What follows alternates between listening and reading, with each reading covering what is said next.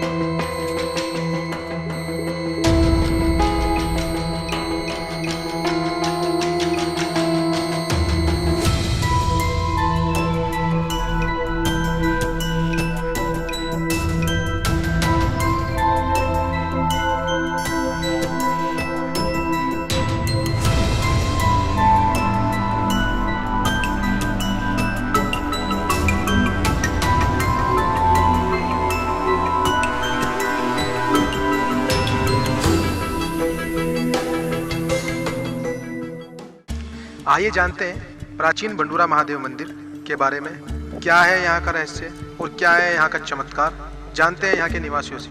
जी अपना नाम बताएं। राजेंद्र जी। राजेंद्र जी, इस मंदिर के बारे में क्या कहानी है, थोड़ा सा हमारे दर्शकों को बताएं। इसमें यो बहुत पुराना मंदिर है जी, और इसमें हाथी तक के जोड़ लगे थे। शिवलिंग जब निकला था यहाँ, तो ये राजा जो थे हमारे गांव के, बावन गांव के, उन्होंने वो दान में जमीन दे दी थी मंदिर की। उनको अपना कार्य कुछ भी करो, मनोकामना पूरी होती है। मंदिर प्राचीन मंदिर है। इसमें जब हाथियों का जोड़ लगाया गया तो शिवलिंग स्वयं नीचे चले जाते थे। उन्होंने देखा चमत्कार, तो जो राजा थे हमारे यहाँ के, बावन गांव के, उन्होंने आके देखा भाई ये तो शक्ति है कुछ। उन्होंने ज़मीन दान में दे दी थी मंदिर को, और यहाँ से जब से बहुत कार्य होया, फिर जल चढ़ने लगा। यहाँ पे 4-5 लाख कावड़ चढ़ती है सावन में। बहुत भव्य मेला लगता है और बहुत दूर दूर तक के श्रद्धालु आते हैं, मनोकामना पूरी होती है। जो भी श्रद्धा से आता है उसकी मनोकामना पूर्ण होती है। तो जो ये शिवलिंग है, यहाँ पर क्या बाग बगीचा था, खेत था, किस तरीके से यहाँ लोगों को पता चला कि यहाँ पर शिवलिंग है? यहाँ पे खेती होती थी और शिवलिंग डोड़ में था। जिस टाइम यहाँ पे हल चला रहे थे, चकबंदी का वो आया, और जब ये हल चला रहे थे यहाँ पे, तो ये शिवलिंग के उसमें हल टच होया, और उन्होंने देखा कि पत्थर क्या है भैया। पत्थर जब जिस टाइम उन्होंने खोदा, तो इतना ही वो हाथियों से जोर लगवाए, संकल्प घेर घेर के, जो शिवलिंग इतना ही नीचे चला जाता था। फिर सुबह देखते थे, फिर इतना ही ऊपर आ जाता। तो यानी कि कहीं ना कहीं ये है कि खेती करते समय यहाँ पर जब खेत जोत रहे थे, तो हल में यह शिवलिंग हल से टकराया। टकराने के बाद उन्होंने एक आम पत्थर समझ करके इस पत्थर को निकालने की कोशिश की जिसका खेत था, लेकिन यह शिवलिंग था तो यह नहीं निकला। बाद में जो यहाँ के राजा थे, उन्हें इस वाक्य का पता चला, तो उन्होंने इसको खिंचवाने की बहुत कोशिश की, निकलवाने की पत्थर को, लेकिन यह नहीं निकला। बाद में इसका पता चला कि यह शिवलिंग। तो उस समय जो राजा थे, जो बाप ने जैसे कि बताया कि 52 गांव के राजा थे, और ये हाथियों पे भी नहीं निकला था शिवलिंग, तो उस समय यहाँ पे उससे पहले भी कोई मंदिर था या तभी निकला था? नहीं, यहाँ पे कोई मंदिर नहीं था। यही मंदिर निकले थे। यहीं पर इन्होंने फिर इसमें सहयोग करा, गांव वालों ने अपना यो बनाया। जब राजा ने दान कर दी, इतनी वो ज़मीन यहाँ पे जितनी भी है सब मंदिर की है, और कार्य सही चल रहा, सही काम चल रहा। सब जुड़े हुए हैं, गांव समाज जुड़ा हुआ है इससे। और जो बाहर से आते हैं श्रद्धालु, यहाँ पे सजान आते हैं, मुजफ्फरनगर से भी आते हैं। हर सोमवार में सजाया जाता है मंदिर। वो सब उन्हीं को पता है, उन्हें की मनोकामना पूर्ण होती है जो आ गए यहाँ पे। बढ़िया है। यानी कहीं ना कहीं यहाँ पे अगर कोई मन्नत मांगता है तो पूर्ण होती है। और हर सोमवार में यहाँ बाबा का श्रृंगार भी होता है। हाँ जी, बाबा का श्रृंगार होता है। तो यहाँ पर जैसे कि हम देख रहे हैं काफ़ी बड़ा स्थान है, जगह भी काफ़ी है मंदिर के पास। तो जैसे शिवरात्रि आती है, तो उस शिवरात्रि को लेकर के क्या तैयारियाँ यहाँ पर होती है, किस तरह की सुविधाएं होती है, वो बताएं। यहाँ पे जब शिवरात्रि आती है, पहले ही 4-5 दिन पहले ही उसकी सुविधा होनी चालू हो जाती है। कावड़ियों का अलग वो बनाया जाता है, भंडारा चलता है, 3-4 दिन का मेला लगता है, उसका भंडारा होता है। गांव सहयोग सारा है सहयोग। और जी कावड़ियों को कावड़ झुलाने का अलग वो बनाया जाता है, अपनी कमेटी है। हर सुविधा रहती है यहाँ पे, पुलिस फोर्स की पूरी सुविधा है, सब अपना कंट्रोल में रहता है। यहाँ कोई दंगा फसाद कुछ नहीं है। यानी कि सुरक्षा के भी कड़े पुख्ता इंतजाम किए जाते हैं। सरकार का सहारा है, पूरा सहयोग है यहाँ पे, कोई वो नहीं है। जैसे ये मंदिर एक जंगल में सुनसान स्थान पे है, तो यहाँ पर रोज ही आदमी आते हैं या सिर्फ त्योहार पर आते हैं? नहीं, यहाँ पे तो परमानेंट आदमी आते हैं जी। भले ही चाहिए सुनसान स्थान पे हो, लेकिन यहाँ पर भीड़ रहती है। भीड़ रहती है। तो कोई चमत्कार ऐसा जो आप लोगों के साथ हुआ हो? चमत्कार हमने तो बहुत देखे है जी।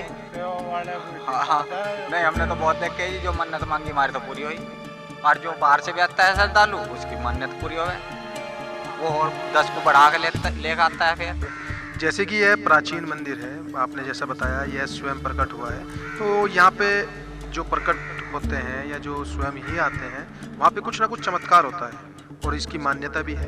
तो ऐसा भी हुआ है कि किसी को भोलेनाथ ने यहाँ पे दर्शन दिए हों या किसी भी रूप में आए हों, इस बारे में बताइए। सर यहाँ पे जैसे शिवरात्रि होती है, हर शिवरात्रि पे यहाँ दर्शन होते हैं। नाग देवता आते हैं शिवलिंग पे, घूम के थोड़ी देर के लिए गायब हो जाते हैं। बस ये है यहाँ का चमत्कार। जैसे आपने बताया आपको भी भोलेनाथ के दर्शन होने का दावा कर रहे हैं, तो इस बारे में बताइए। हाँ, तो जैसा मैं यहाँ से घोड़े पर आया, हाथ जोड़े आगे और मैं से बरामदे को देखा तो इतने चौड़े खाने का सांप और इतने एक लंबा वो नो बैठा पिंडी।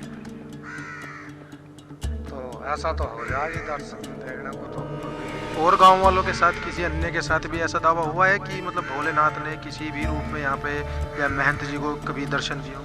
महंत जी को दर्शन दिए थे। एक महंत जी थे पहले, वे वहाँ पे सो गए तो उन्हें एक नाथ जी के रूप में पीछे बरामदे में लौटा था।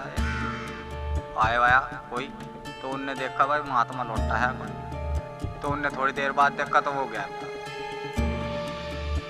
एक बार एक भगत जी था यहाँ पे पूजा पाठ कर रहे थे, रात को अपना बैठे थे ध्यान में।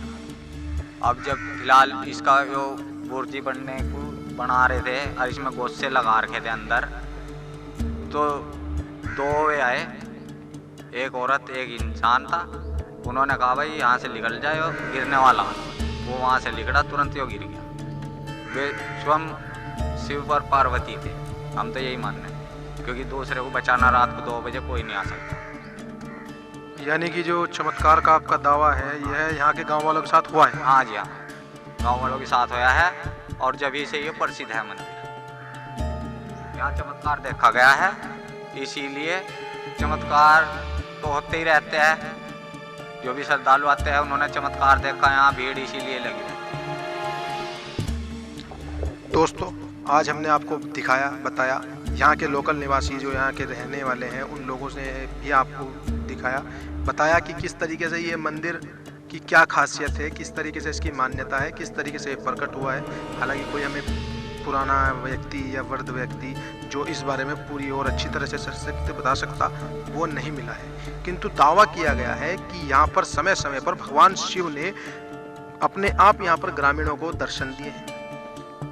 वे किसी भी रूप में दिए हों, लेकिन यहाँ पर दर्शन हुए हैं। कहा जाता है कि जब यह मंदिर बन रहा था तो उस समय जो बुर्जी होती है मंदिर की, जो स्तंभ वो ऊपर बनती है, छत बनती है, जब वह गिरने वाली थी तो उससे पहले रात को 2 बजे कोई महाराज जी नीचे सो रहे थे, तो भगवान शिव और पार्वती की एक ग्रामीण के रूप में आए और उनको उठाया कि आप यहाँ से हट जाओ, यह गिरने वाली है। इस तरह का भी एक चमत्कार है, उन महाराज जी ने बताया। और भी कई चमत्कार हैं, लेकिन हम किसी भी चमत्कार की किसी भी उसकी पुष्टि नहीं करते हैं। हमारा तो यही कहना है कि आप आएँ, मन्नत मांगें और अपने आप यहाँ के चमत्कार को देखें।